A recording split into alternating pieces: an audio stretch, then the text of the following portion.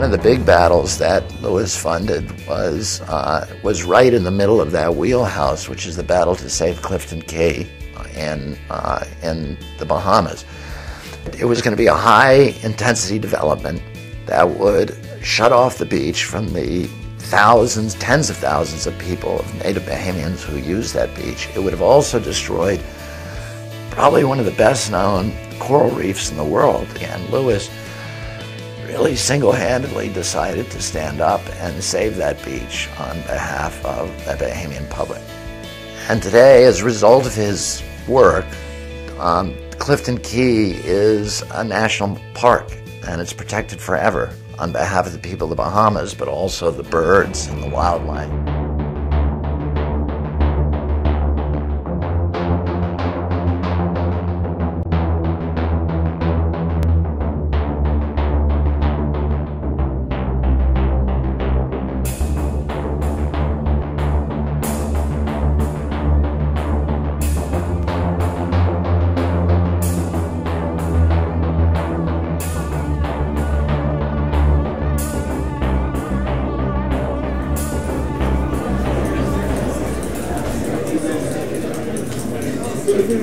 The Honorable Minister Louis Farrakhan.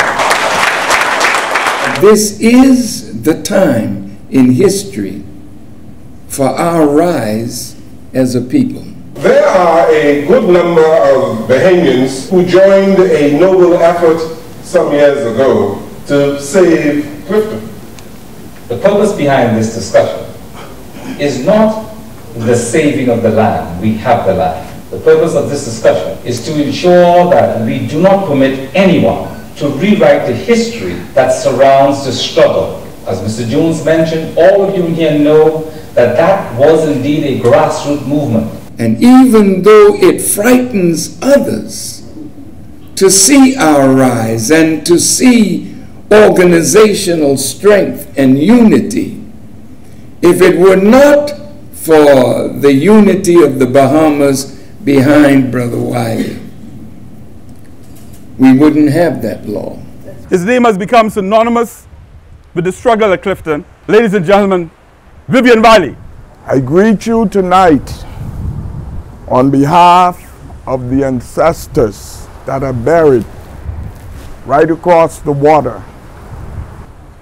The house next door is lived in by a man who went in to the Audubon Society and said that he was the leader of the fight to save Clifton. Thank you, Audubon, thank you so much. And I've asked myself ever since I was told I was to receive this award, which was, why me? I reached for the Holy Book for answers. Now, as a Southerner, you have to realize when I say the Holy Book, of course, I mean Gone with the Wind.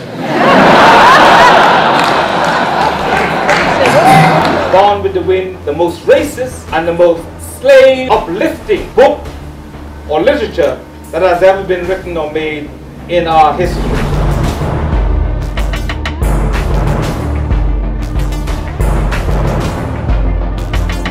Now those are words that are like daggers and swords through the hearts of every African American, and so that he understands that we are all connected, Beverly, to every single African living in the Caribbean. So he spoke to his ancestry. We're speaking to ours. We're not going to surrender the legitimacy of our inheritance that comes from 3 different civilizations that lived over there, and Peter, I would dare say, lived even here. When you don't write your own history, others will write it for you, and they will tell it like it is. Since the man who wanted to revise our history said that his favorite is gone, his holy book is gone with the wind.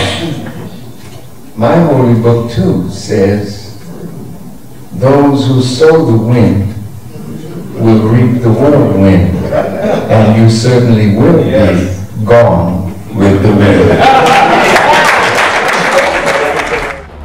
Louis Bacon, and if you're watching, listening, or don't know me, you are a liar. We will not surrender our history to that man called Louis Bacon.